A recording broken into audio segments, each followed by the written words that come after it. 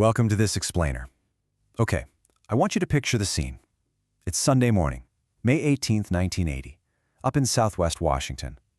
The sun is out, the air is crisp, and looming right there on the horizon is Mount St. Helens.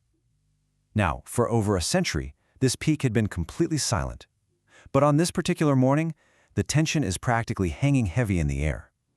We're standing on the brink of the deadliest eruption in modern American history. A moment where a massive, mile-wide slab of the mountain is about to just slide away. And, well, mountains aren't exactly supposed to do that, right? Okay, let's dive into this. At an observation post called Coldwater 2, sitting on a ridge exactly 6 miles north of the summit, there's this 30-year-old volcanologist named David Johnston. Based on absolutely everything the scientific community knew back then, 6 miles was a totally safe distance. No-brainer. At 6 a.m., his measurements are totally normal. The sky is perfectly clear, but just a couple of hours later, Johnston grabs his radio and manages to broadcast just 5 chilling words before his transmission goes dead forever. Vancouver, Vancouver, this is it. That final broadcast happened right at 8:32 a.m. In an absolute instant of chaotic, just raw planetary power, the entire bulging north face of the mountain simply shears loose.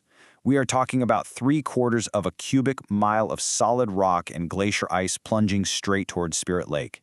To put that into perspective, it is, to this very day, the largest landslide ever recorded on land. But to really understand this unprecedented devastation, we actually have to rewind a bit. Let's dial the clock back to March of 1980. See, the mountain didn't just explode out of nowhere. It underwent this terrifyingly slow awakening. It started on March 20th with a 4.0 magnitude earthquake, which was really the first sign that magma was on the move deep underground. A week later, a crater literally blows open at the summit, just venting steam. By April, geologists were recording dozens of earthquakes every single day. And then, as we creep into mid-May, survey crews notice something deeply ominous happening on the mountain's north flank.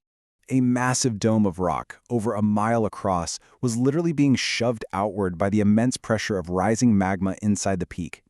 And the sheer scale of this expansion? It was staggering. This bulge wasn't just creeping along, it was terrifyingly pushing outward by 5 to 6 feet every single day. By the middle of May, this section of the mountain was sticking out more than 400 feet from its normal profile. David Johnston himself actually compared it to a keg of dynamite with the fuse already lit.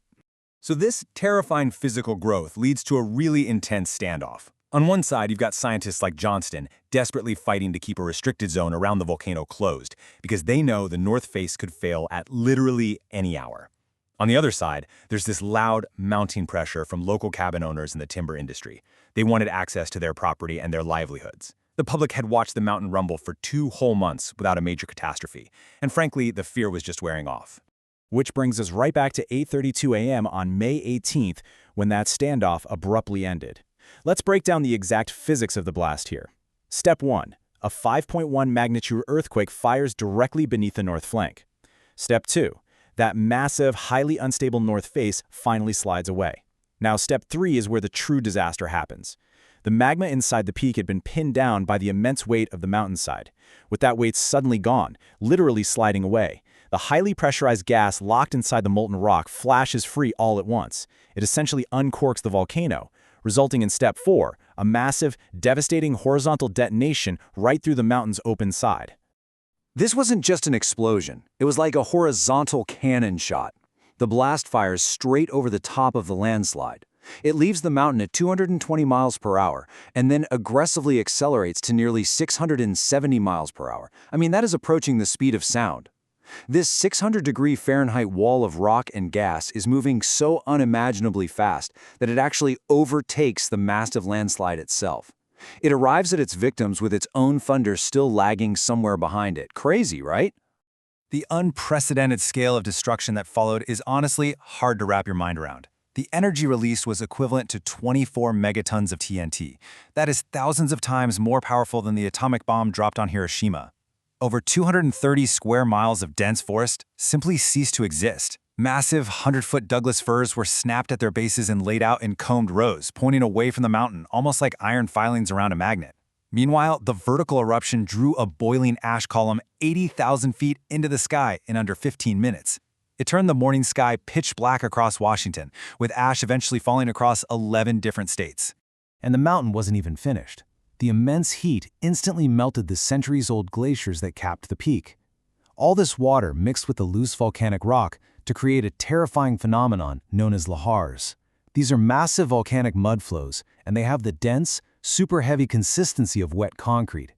Pouring down the river valleys, these lahars swallowed entire homes and bridges. Just 90 minutes later, a 12-foot-high wall of this mud literally choked the Columbia River 27 miles away. So the crucial point here is understanding the fatal scientific flaw of 1980 volcanology. Back then, scientists fundamentally believed that volcanic eruptions went straight up, vertically. Based on that paradigm, sitting on a ridge 6 miles away seemed perfectly safe. But the reality of May 18th totally shattered that textbook understanding. The eruption was fiercely horizontal. The blast zone exploded outward, overtaking that 6-mile safety mark in a matter of seconds. The official maps of the time had drastically and tragically underestimated the danger zone. And, of course, that underestimation carried a devastating human cost. 57 people lost their lives that morning. We're talking loggers, campers, photographers, and scientists. And I think the most tragic part of this whole number is that almost every single one of those 57 people died standing on ground that the official government maps had explicitly called safe. Among those caught in the blast zone was 48-year-old photographer Robert Landsberg. He'd actually spent weeks out there documenting the volcano. When the north face collapsed, he just started shooting frame after frame of this boiling cloud racing toward him. Realizing he absolutely couldn't outrun it, Landsberg stopped shooting, carefully rewound his film, placed it in his bag, and literally used his own body to shield it from the searing ash. His film survived, providing scientists with some of the only close-range images of a lateral blast ever captured. What a hero. Then there was Harry Truman. He was an 83-year-old lodge owner and, incredibly, the only person officially inside the restricted zone without permission. He had lived on that mountain for 52 years and stubbornly told reporters all spring long that the mountain would never hurt him. He just flat out refused to evacuate, choosing instead to stay right there with his 16 cats. When the eruption hit, Harry Truman and his lodge were buried under 150 feet of catastrophic debris. And perhaps the most heartbreaking irony of the entire morning belongs to David Johnston. His body was never found. The very man who advocated so fiercely to keep the restricted zone closed, whose data and warnings undoubtedly saved thousands of lives, was killed at his own observation post.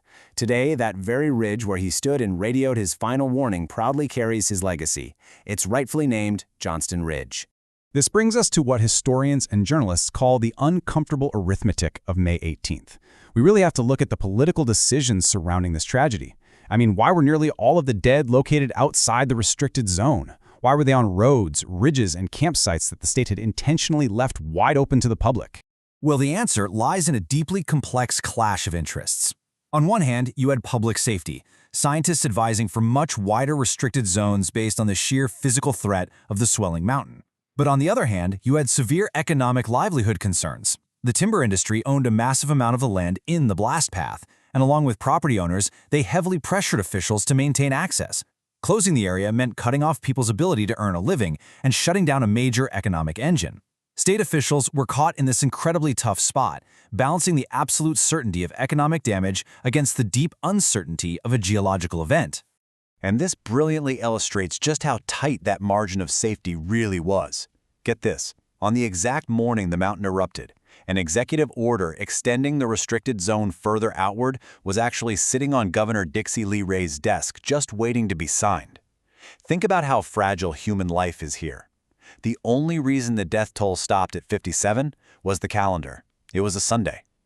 Had the mountain erupted on a Monday morning, hundreds of loggers would have been cutting timber directly inside the blast area with full legal permission.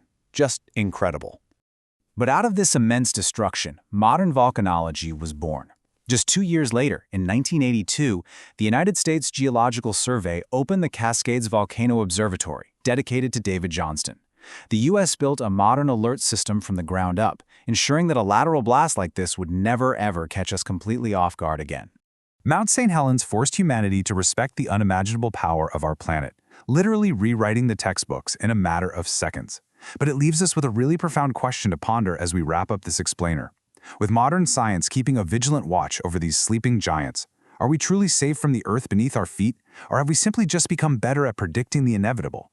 Thank you so much for exploring this with me, and as always, keep questioning the world around you.